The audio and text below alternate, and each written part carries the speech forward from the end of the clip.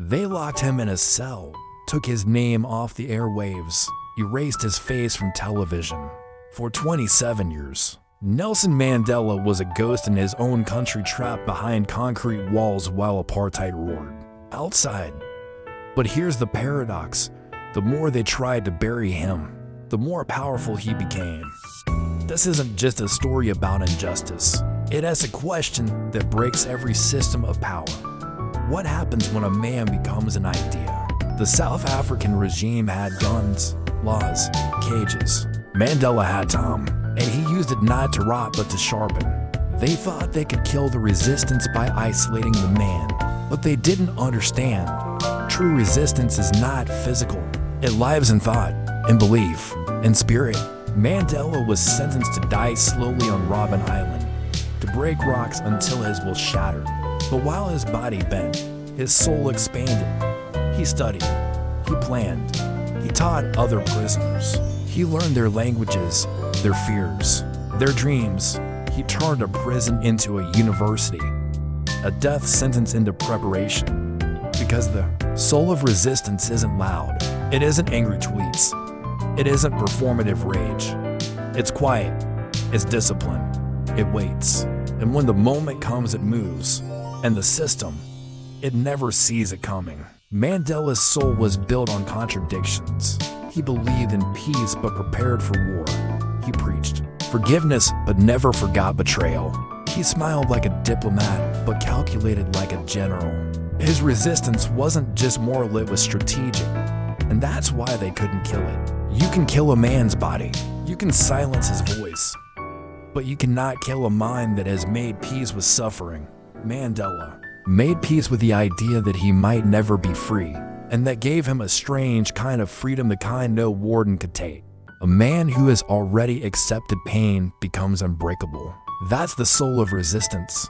Not the refusal to feel pain, but the refusal to let pain define you. Some people think strength is loud. That power is dominance.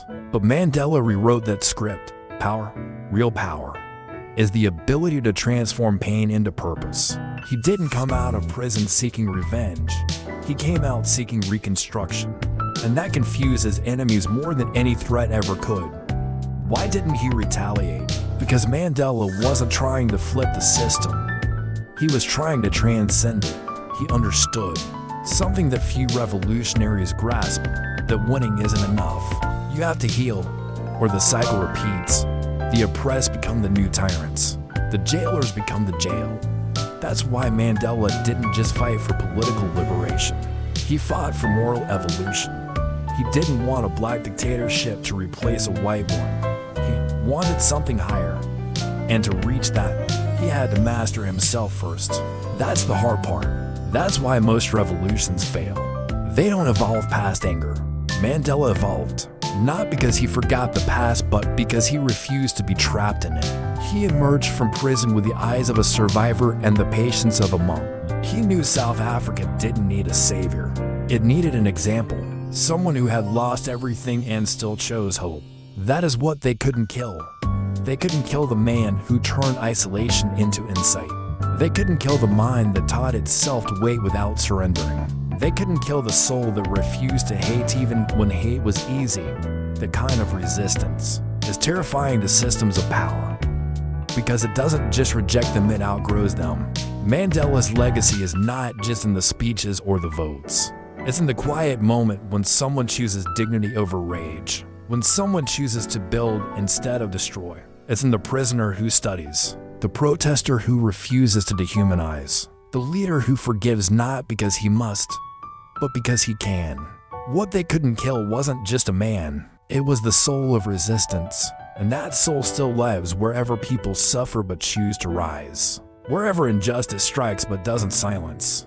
Wherever truth is whispered behind walls and still heard around the world. So ask yourself not if you're ready to fight. Ask if you're ready to become unkillable, not in body, but in purpose.